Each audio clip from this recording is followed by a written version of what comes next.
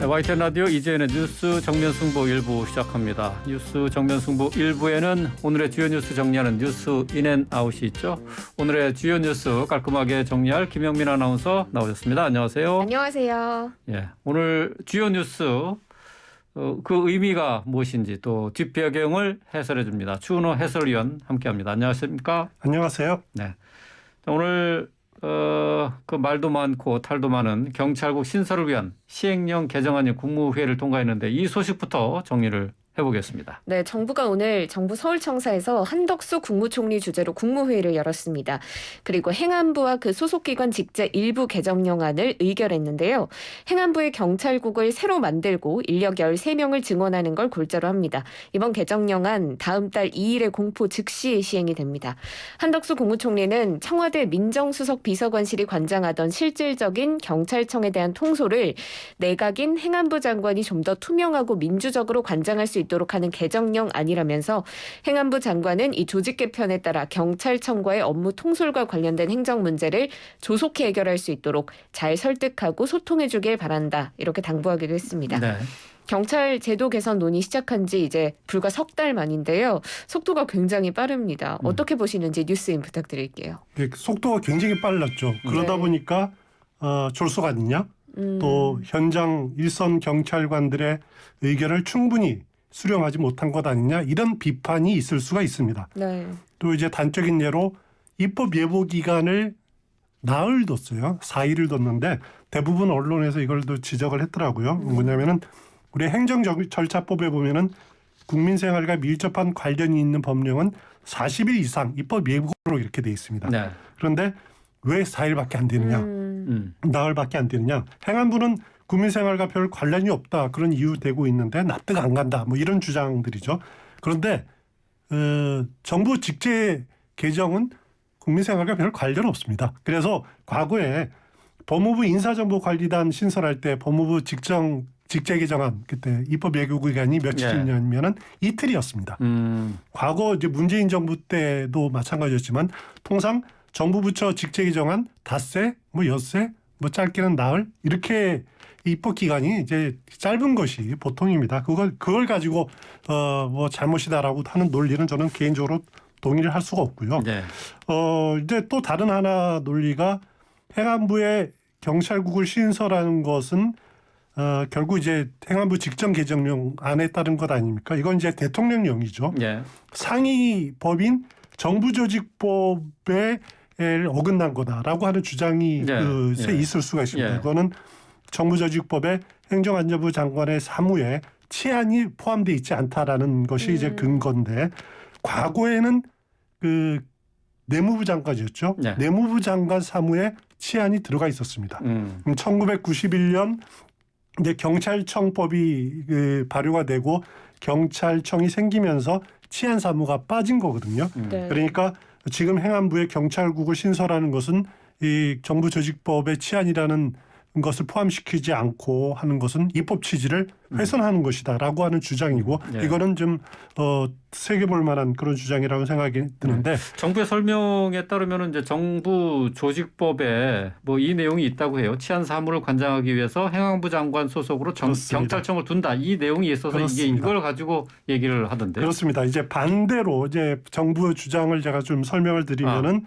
정부 조직법이 없이 개정 없이도 현행법으로도 가능하다는 것이 근거로 두는 것이 방금 말씀하신 정부조직법 34조입니다. 네. 여기에는 치안에 관한 사무를 관장하기 위해 행안부 장관 소속으로 경찰청을 둔다 이렇게 돼 있고요. 또 같은 법 7조에 보면은 행정각부의 장은 소속청의 장 그러니까 행안부 장관은 경찰청장이겠죠. 직접 지휘할 수 있다라고 하는 규정도 있어요. 네. 그런 만큼 법이 개정되지 않더라도 대통령령으로 경찰국을 신설할 수 있다라는 그런 논리도 충분히 가능한 거죠.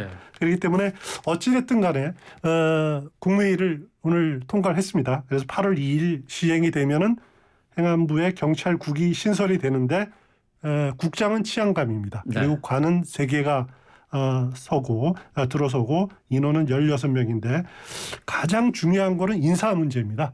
특히 이제 논란이 되고 있는 거죠. 총경 이상 공무원 임용 제청권 갖게 됩니다. 이게 무슨 말이냐면은 지금 현행 경찰 공무원법에 보면은 총경 이상의 네. 경우에는 경찰청장이 추천하고 행안부 장관이 제청하고 국무회의를 거쳐서 네. 대통령이 임용할 수 있다. 이렇게 네. 돼 있습니다. 굉장히 복잡합니다. 네. 그리고 총경의 전보 경우에는 뭐 그냥 경찰청장이 하도록 돼 있는데 과거에는 경찰청장이 추천하더라도 경찰 지휘부와 민정수석실, 청와대 민정수석실에서 이렇게 인사를 정리해 오지 않았습니까? 그런데 이제 민정수석실이 없으니까 행정안전부 자청이 제청을 하려면은 무슨 근거가 있고 뭘 알아야 하지 않겠습니까? 그래서 이 경찰국을 매개로 해서 임명 제청을 하겠다. 그러니까 밀실에서 이루어지던 인사 추천과 제청을 이제는 공적인 기구를 통해서 하겠다라는 것이 이상민 행안부 장관의 설명입니다. 네. 어쨌든 지금 이제 8월 2일이니까 다음 주 월요일부터 이제 경찰국이 설치가 돼서 이제 활동을 하게 되는데 경찰 내부의 반발은 여전히 거세죠. 그렇죠. 오는 토요일 일선 경찰서의 경감 경위 간부들이 전국 팀장 회의 개최를 예고를 했는데요. 여기에 이제 일선 경찰들이 참석하겠다라는 요청이 이어지면서 이게 14만 전체 경찰 회의로 확대가 됐습니다. 팀장 회의를 처음에 제안했던 서울 광진경찰서 김성종 경감이 오늘 경찰 내부망에 동료들의 뜨거운 요청으로 전체 회의로 변경한다 이렇게 공지를 했습니다.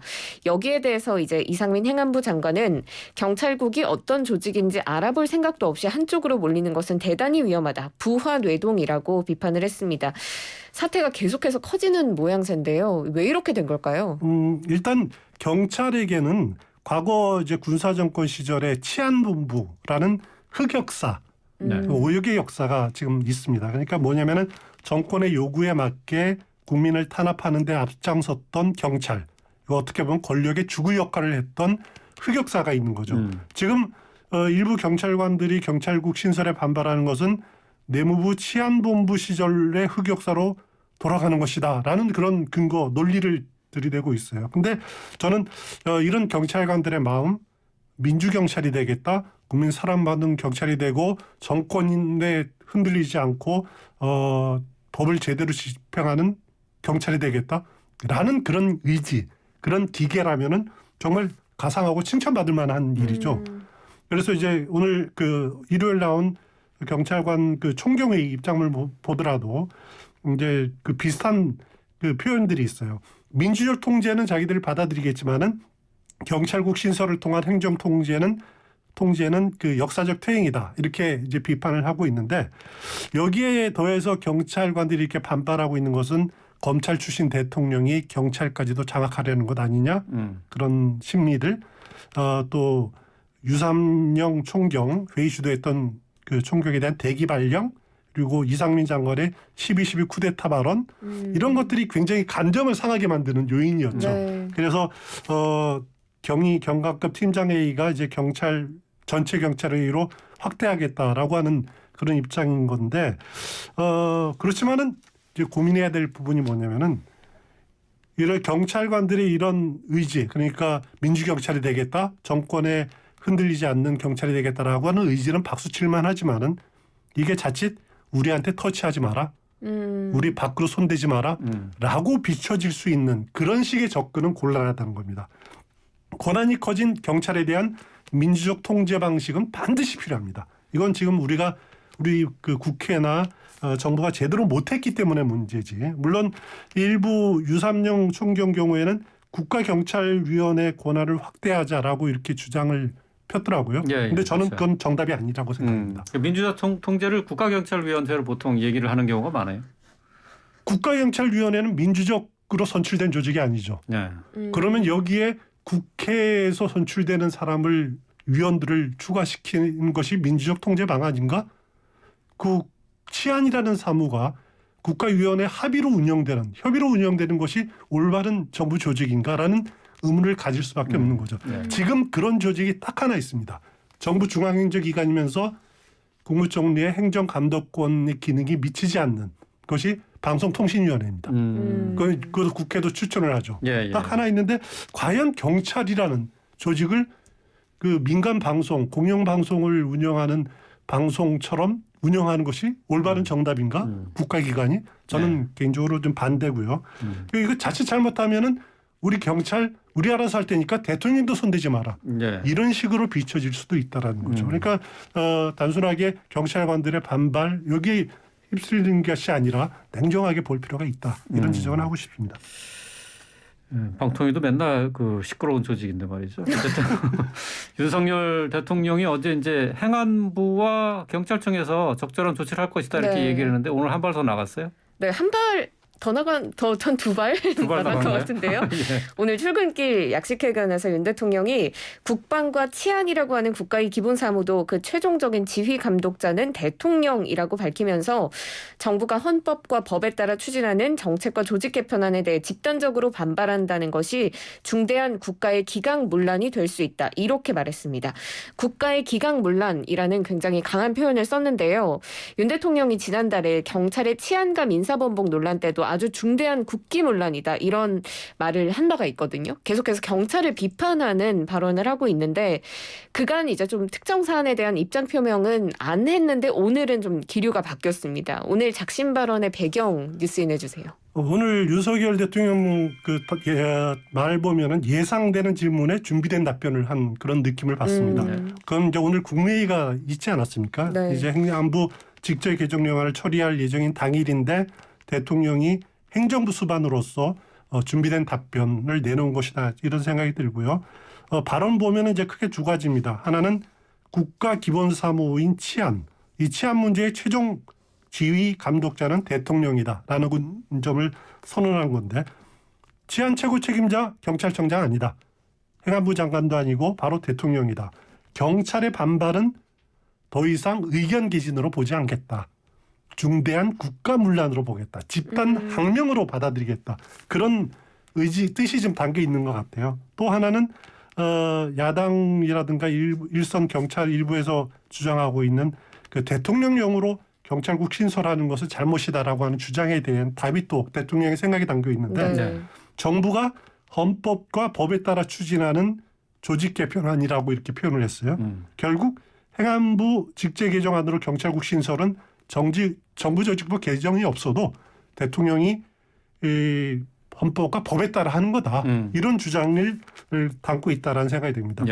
그런데 문제는 대통령이 이렇게 경찰의 반발을 중대한 국가기강 문란으로 규정을 지어버리니까 경찰 지휘부에서 다른 선택의 길이 없습니다. 그러니까 징계하고 감찰하고 하는 것 이거 외에는 달리 풀 수 있는 방법이었습니다. 만약에 경찰 지휘부에서 경찰관들의 반발을 항명으로 규정짓지 않고 유야무야 솜방망이 처벌을 하면은 그거는 또 경찰관 지휘부가 대통령의 항명하는 셈이 되는 꼴이 되니까 그렇죠. 참 그런 어려운 점이 있다 이렇게 보시면 될 것 같습니다. 네.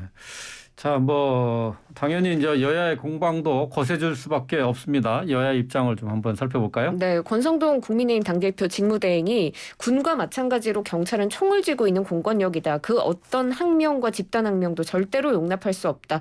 이렇게 강하게 비판했고요. 반면에 더불어민주당 원내지도부가 오늘 대통령실 청사를 찾아서 윤석열 정권 경찰 장악 규탄 기자회견을 열기도 했습니다.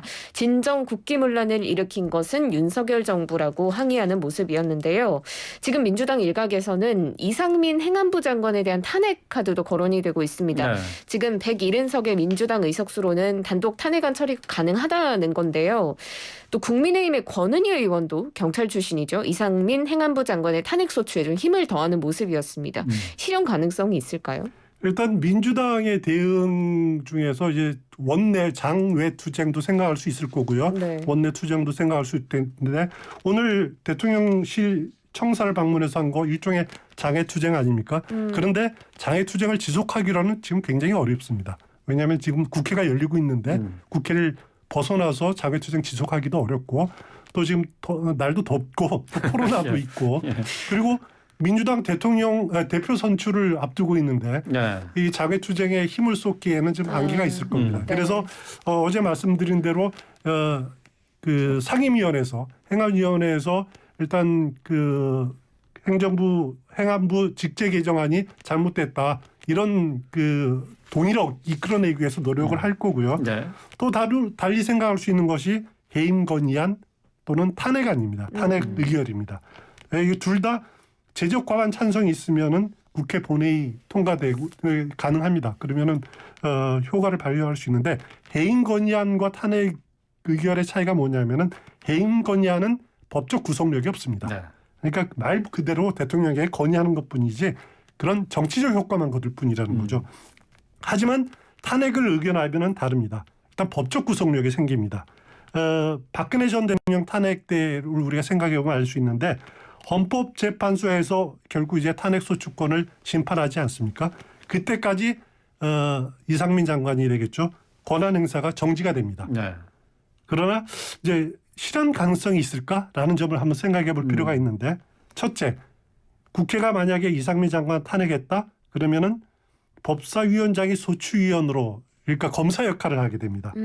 그래서 이제 탄핵 심판을 헌재에 청구하게 되고 변론에도 참여하게 되는데 현재 법사위원장은 국민의힘 김도읍 의원입니다. 네. 적극적으로 탄핵에 임할까요?